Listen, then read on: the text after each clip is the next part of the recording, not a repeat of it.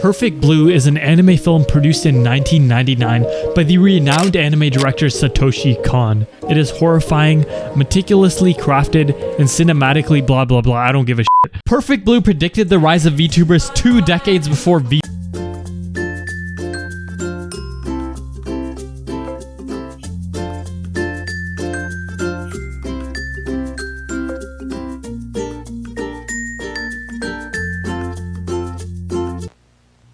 The story follows a young girl named Mima, a singer who's part of an idol group called Cham. Due to her prospects outside of singing and the acting industry, she decides to leave the group.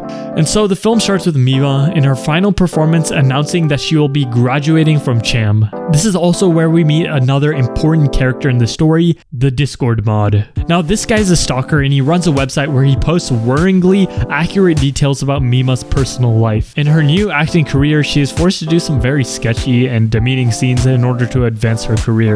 The stalker is broken to pieces as the image of what he knew as Mima that he built up in his mind is broken down. It's kind of like finding the one streamer that you have a tier 3 subscription to actually has a boyfriend. The situation leads to a series of murders that are seemingly connected to Mima. All the while, Mima is losing her own grip on reality.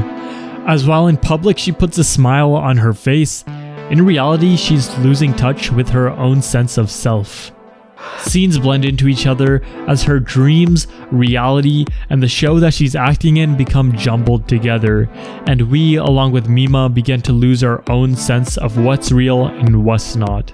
It becomes a total mindfuck by the end, and I couldn't even come close to explaining it. But I don't really think it's a story that needs to be fully explained. There's not one correct interpretation of it, it's just something that you need to experience. Now the thing that really stood out to me after watching this anime was the parallels that this anime had created 23 years ago has to VTubers today.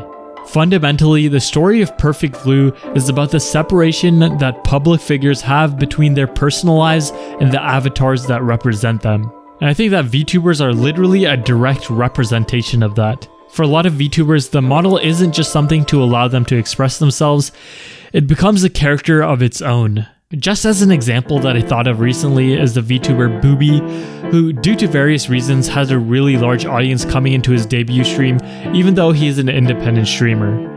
His character that he portrays on stream is extremely brash, prideful, and other adjectives to describe the average British person. But what I found interesting is how he struggled to balance the character and his own personality while interacting with his fellow VTuber Iron Mouse. I need to figure out how to behave as a booby when collaborating with you. Oh, are you finding it hard? No. I'm just thinking, what's the best combination? How much should I play it? I think that this struggle is what Perfect Blue is all about. As viewers of VTubers, we only get to see the characters that they inhabit, and a lot of people attach themselves to this image. Even VTubers who let on more about their personal lives still have entire lives outside of streaming, and at the end of the day, what they portray on stream is just an image. The stalker character in Perfect Blue is someone who is obsessed with the image of Mima as an idol, and when she acts outside of this image that he adores so much, it drives him insane. Again, this exact thing is seen all the time with VTubers, as often they're treated like commodities and not real people. At the surface level, we see things like how audiences demand VTubers to stay in their 2D models instead of their real flesh models. Japanese people mostly don't want to see my 3D high polygon stuff. Right. It's not like they don't love me as in that style. It's like they could, I don't know, relate more to the anime. Figure. I don't know.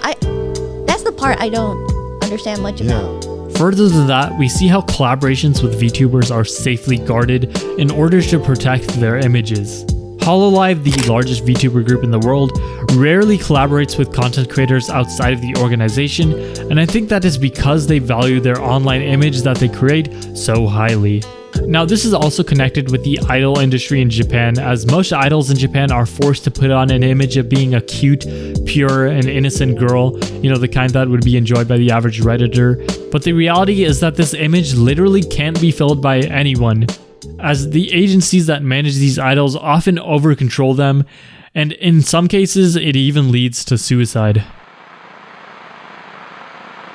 Okay, but in Perfect Blue, Mima goes through severe harassment as she is doxxed, personal info is leaked, and she's even sent a package bomb.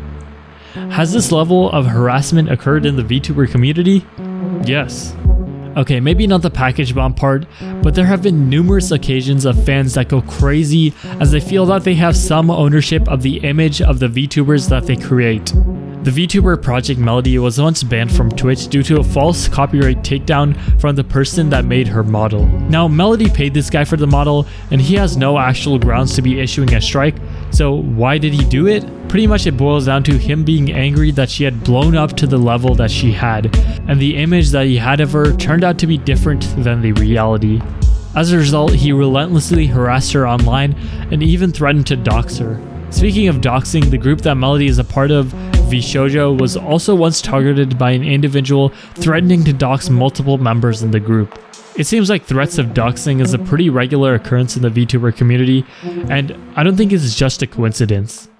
A more recent incident of harassment on a larger scale is with the VTuber Rushia, who is a Japanese VTuber who was harassed for allegedly having a boyfriend. Now, this is a pretty common occurrence for female content creators, but in this scenario, it ultimately ended up leading her to be terminated from Hololive. There were a lot more factors at play here, however, I think the harassment online played a big role in what happened.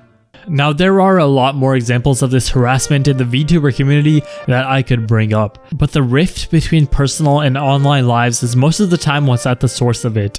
VTubers are the epitome of creating separation from personal and public life. Hell, it's even taboo to even mention that VTubers have real people behind the model. But this idea is exactly what's explored in Perfect Blue. It's an anime that becomes more and more relevant as time goes on, as we move into an increasingly digital world, and the ramifications of this are just starting to be seen.